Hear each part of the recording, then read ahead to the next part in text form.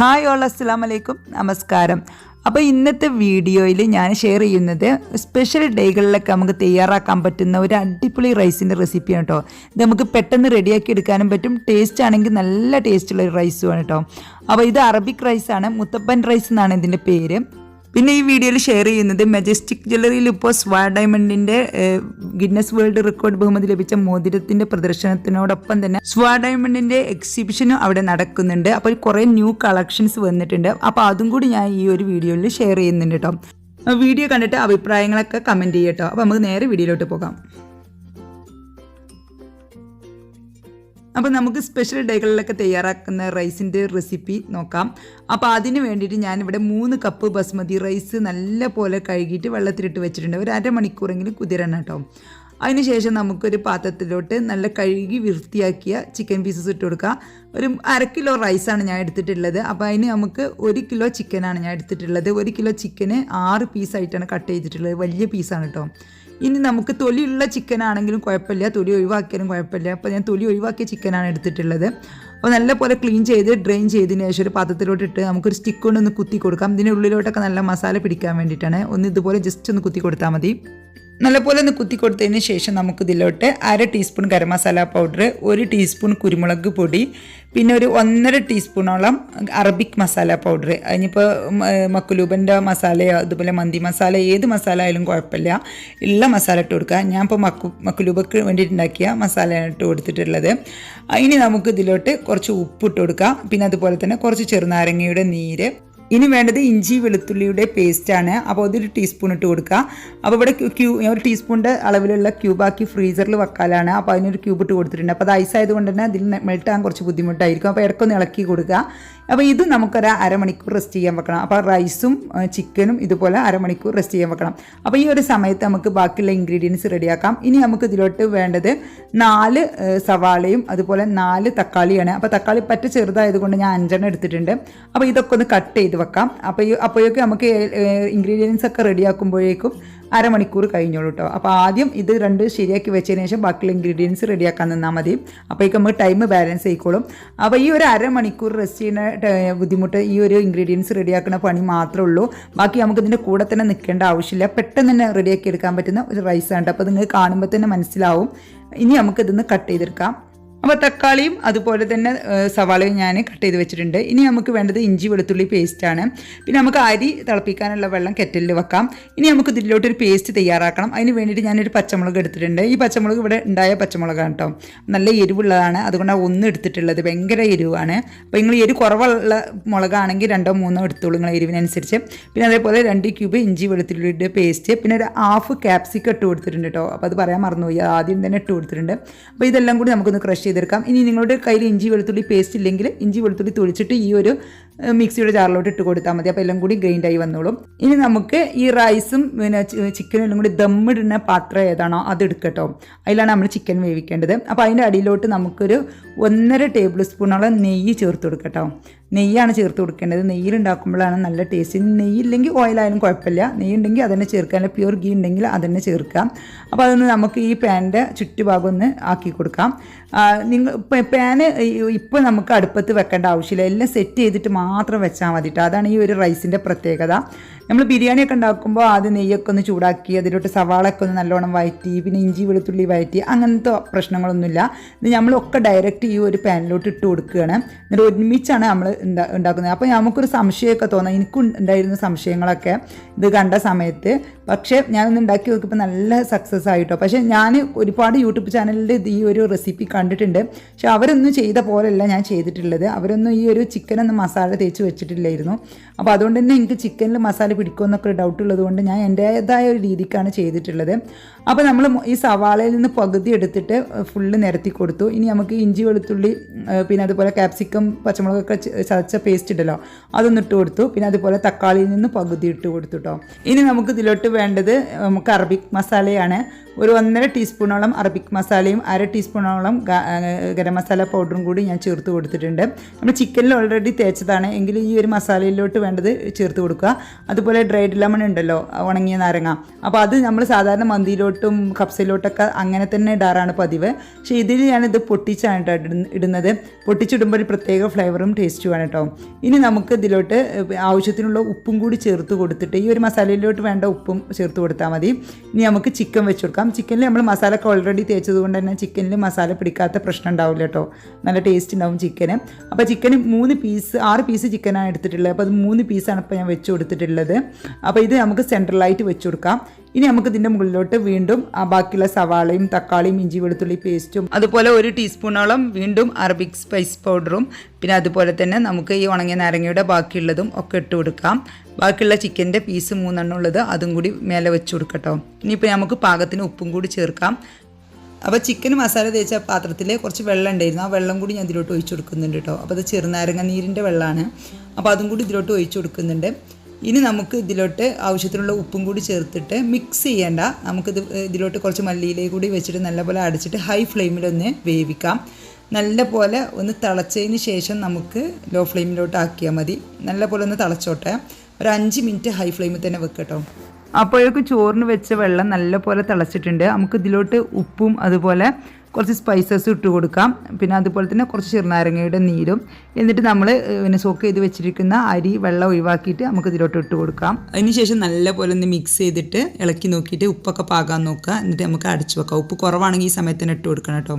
ഇനി നമുക്ക് ഇതിലോട്ടൊരു ചമ്മന്തി റെഡിയാക്കാം. അതിന് വേണ്ടിയിട്ട് 1/2 കപ്പ് തേങ്ങ, കുറച്ച് മല്ലിയില എടുത്തിട്ടുണ്ട്, അതുപോലെ ഇഞ്ചി വെളുത്തുള്ളി പേസ്റ്റിൻ്റെ 1 ക്യൂബ് ഇട്ട് കൊടുത്തിട്ടുണ്ട്.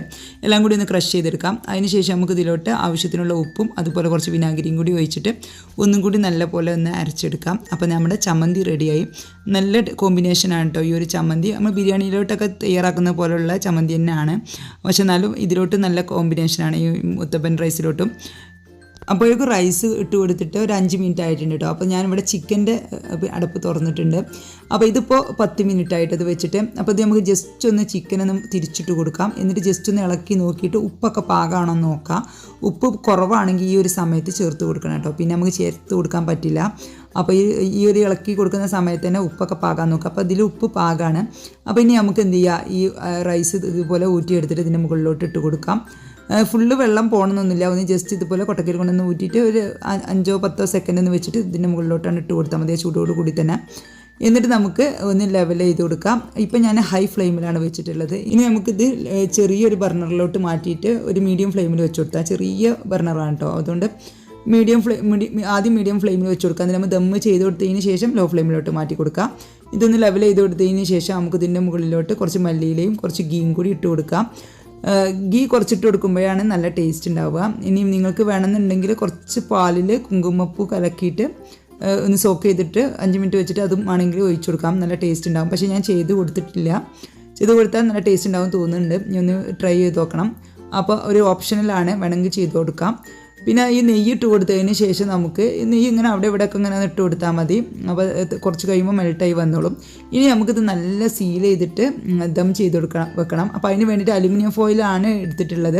പക്ഷേ എൻ്റെ അലുമിനിയം ഫോയിൽ ഇതുപോലെ കുറേ ദിവസം വെച്ചിട്ട് തോന്നുന്നുണ്ട് ശരിക്കും കിട്ടുന്നില്ല, ഇങ്ങനെ കീറിയിട്ടാണ് വരുന്നത്. അപ്പോൾ ഞാൻ നമ്മുടെ കേരള സ്റ്റൈലായിക്കോട്ടെ വിചാരിച്ചിട്ട് ഇപ്പോൾ കുറച്ച് വാഴയില വെട്ടിക്കൊണ്ടുവന്നിട്ടുണ്ട്. അപ്പോൾ നമുക്ക് ഇതിൻ്റെ മുകളിൽ ഒരു 3 വാഴയില ഇതുപോലെ വെച്ച് കൊടുക്കാം. 3 തന്നെ വെച്ച് കൊടുക്കണം കേട്ടോ, എങ്കിലേ നമ്മൾ ആവി പുറത്തോട്ട് പോകാണ്ടിരിക്കുള്ളൂ. എന്നിട്ട് ഇതിൻ്റെ മുകളിലോട്ട് നമുക്ക് ലിഡ് വെച്ച് കൊടുക്കാം. ലിഡ് വെച്ചിട്ട് നല്ലപോലെ ടൈറ്റായിട്ട് റെഡിയാക്കി കൊടുക്കുക, ആവി പുറത്തോട്ട് പോകാത്ത രീതിയിൽ. ഇനി നമുക്ക് പിന്നെ ലോ ഫ്ലെയിമിലോട്ട് വെച്ചിട്ട് ഒരു 1/2 മണിക്കൂറാണ് ഇത് ദം ചെയ്തെടുക്കേണ്ടത്. അപ്പോൾ നല്ല എന്താ വെച്ചാൽ നമ്മൾ ചിക്കന് പകുതി വന്നിട്ടേ ഉള്ളൂ, അതുപോലെ റൈസും പകുതി വന്നിട്ടുള്ളൂ. ബാക്കിയുള്ള വേവ് നമ്മൾ ഈ ഒരു ദം ചെയ്തെടുക്കുമ്പോഴാണ് വേവുന്നത്. അപ്പോൾ വാഴയില വെക്കാൻ ബുദ്ധിമുട്ടാണെങ്കിൽ അലുമിനിയം ഫോയിൽ വെച്ചാൽ മതി. അലുമിനിയം ഫോയിലാണ് ശരിക്കും വെക്കേണ്ടത്. ഞാൻ അലുമിനിയം ഫോയിൽ കംപ്ലൈൻറ്റ് ആയതുകൊണ്ടാണ് ഇപ്പോൾ വാഴയില വെച്ച് കൊടുത്തിട്ടുള്ളത് കേട്ടോ. വാഴയില വെച്ച് കൊടുത്തപ്പോൾ നല്ലൊരു ഫ്ലേവർ ഉണ്ടായിരുന്നു കേട്ടോ റൈസിന്. അലുമിനിയം ഫോയിൽ വെച്ചിലേറെ ടേസ്റ്റ് കൂടുതലായിട്ട് തോന്നി, നല്ല ഒരു ഇതുണ്ടായിരുന്നു കേട്ടോ. അപ്പോൾ നല്ല ഒരു പെട്ടെന്ന് റെഡിയാക്കാൻ പറ്റുന്ന ഒരു റൈസാണ്. ഈ ഒരു ഇൻഗ്രീഡിയൻസ് കട്ട് ചെയ്യുന്ന ഒരു പണിയേ ഉള്ളൂ. നമുക്ക് ബിരിയാണിയൊക്കെ തയ്യാറാക്കുന്നത് പോലെ ഒപ്പം നിന്ന് ഇളക്കി കൊടുക്കേണ്ട ഒരു ആവശ്യമില്ല. അപ്പോൾ അരമണിക്കൂർ ലോ ഫ്ലെയിമിൽ വെച്ചതിന് ശേഷം പിന്നെ ഫ്ലെയിം ഓഫ് ആക്കിയിട്ട് 1 മണിക്കൂർ കഴിഞ്ഞിട്ട് ദം പൊട്ടിച്ചാൽ മതി കേട്ടോ. അപ്പോൾ നല്ല ടേസ്റ്റ് ഉണ്ടാവും. ഇനി നമുക്ക് ഇതിലോട്ടൊരു എഗ്ഗ് ഇല്ലാത്ത ഒരു മയോണൈസ് തയ്യാറാക്കാം. അതിന് വേണ്ടിയിട്ട് ഞാനൊരു 15 അണ്ടിപ്പരിപ്പ് ഒരു അരമണിക്കൂർ മുമ്പ് കുതിരാനായിട്ട് വെച്ചിട്ടുണ്ടായിരുന്നു. അപ്പോൾ നല്ല കുതിർന്ന് വന്നിട്ടുണ്ട്. അപ്പോൾ അതൊരു മിക്സിയുടെ ചെറിയ ജാറിലോട്ട് ഇട്ട് കൊടുക്കാം. പിന്നെ വേണ്ടത് 2 അല്ലി വെളുത്തുള്ളിയാണ്. അതിൽ കൂടുതൽ വേണ്ട കേട്ടോ. കൂടുതൽ വെളുത്തുള്ളി ആകുമ്പോൾ ടേസ്റ്റ് മാറിപ്പോവും. കുറച്ച് വെളുത്തുള്ളി ഇടും ചെയ്യണം, എങ്കിലേ നമ്മൾ ആ മയോണൈസിൻ്റെ വെളുത്തുള്ളിയുടെ ഒരു ഫ്ലേവർ വരുള്ളൂ. ഇനി നമുക്കിതിലോട്ട് കുറച്ച് ചെറുനാരങ്ങയുടെ നീര്, അതുപോലെ തന്നെ 1/4 ടീസ്പൂൺ ഉപ്പും 1/4 ടീസ്പൂണോളം പഞ്ചസാരയും കൂടി ഇട്ടിട്ട് നല്ല പോലെ ഒന്ന് പേസ്റ്റ് ആക്കിയിട്ട് അരച്ചെടുക്കണം. ചെറുനാരങ്ങ നീര് ഞാൻ ഒരു 1.5 ടീസ്പൂൺ ചേർത്ത് കൊടുത്തിട്ടുള്ളൂ. ബാക്കി ഒരു 1.5 ടീസ്പൂൺ വെള്ളം കൂടിയാണ് ഒഴിച്ച് കൊടുത്തിട്ടുള്ളത്. ഇത് അരക്കാനുള്ള ബാക്കിയുള്ള വെള്ളം ഒഴിക്കണം കേട്ടോ, എങ്കിലും ഈ അണ്ടിപ്പരിപ്പ് നല്ലപോലെ അരിഞ്ഞ് വരുള്ളൂ. ഇത് കണ്ടോ, നല്ല ടേസ്റ്റുള്ള മയോണൈസ് ഇവിടെ റെഡി ആയിട്ടുണ്ട്. ഹെൽത്തി ആയിട്ടുള്ള ഒരു മയോണൈസാണ്. സാധാരണ നമ്മൾ മുട്ടയുടെ വെള്ളയും അതുപോലെ കുറേ സൺഫ്ലവർ ഓയിലൊക്കെ ഒഴിച്ചിട്ടാണ് ഈ ഒരു മയോണൈസ് റെഡിയാക്കുക. ആ മയോണൈസ് നമുക്ക് എപ്പോഴും കഴിക്കുന്നത് നമ്മുടെ ഹെൽത്തിനെ ദോഷമായിട്ട് ബാധിക്കും. അപ്പോൾ ഇനി കുട്ടികൾക്ക് റെഡിയാക്കി കൊടുക്കുമ്പോൾ ഇതുപോലുള്ള മയോണൈസ് റെഡിയാക്കാം.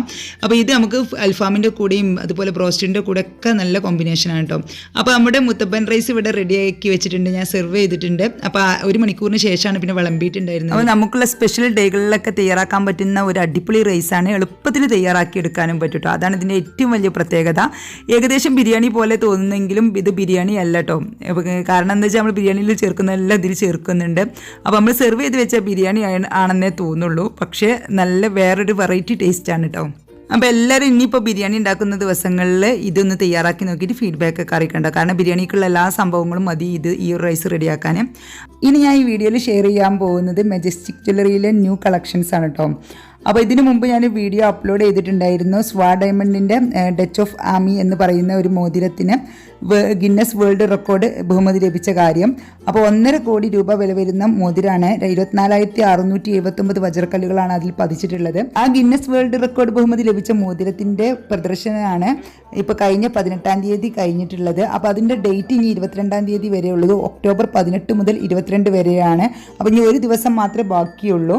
അപ്പോൾ ആ ഒരു മോതിരത്തിൻ്റെ കറക്റ്റായിട്ടുള്ള ഒരു പിക്ചറും വീഡിയോ എനിക്ക് അന്ന് കിട്ടിയിട്ടില്ലായിരുന്നു, ആ ഉദ്ഘാടനത്തിൻ്റെ തിരക്ക് ആയ കാരണം. അപ്പോൾ അതിപ്പോൾ കിട്ടിയത് കൊണ്ടാണ് ഞാൻ ഇപ്പോൾ ഈ വീഡിയോയിൽ ആ ഒരു വീഡിയോ ഷെയർ ചെയ്യുന്നത്. അപ്പോൾ നിങ്ങൾക്ക് നേരിട്ട് കാണാൻ അവസരം കിട്ടാത്തവർക്ക് ഈ വീഡിയോയിലെങ്കിലും കാണാമല്ലോ. കാരണം വേൾഡ് റെക്കോർഡ് ബഹുമതി ലഭിച്ച ഒരു മോതിരാണ്. അപ്പോൾ അത് ഉണ്ടാക്കിയിട്ടുള്ളത് നമ്മുടെ മലപ്പുറം ജില്ലയിലെ ഇന്ത്യൻ എജുസിറ്റിയിലാണ്, കാരാത്തോടുള്ള. അപ്പോൾ ഇവരുടെ സ്വാ ഡയമണ്ടിൻ്റെ സ്വന്തം പണിശാലയിൽ നിർമ്മിച്ച മോതിരാണ് കേട്ടോ. അപ്പോൾ ഈ ഒരു മോതിരത്തിന് 1.5 കോടി വിലയാണ് വരുന്നത് കേട്ടോ. 24,679 വജ്രക്കല്ലുകളാണ് ഇതിൽ പതിപ്പിച്ചിട്ടുള്ളത്.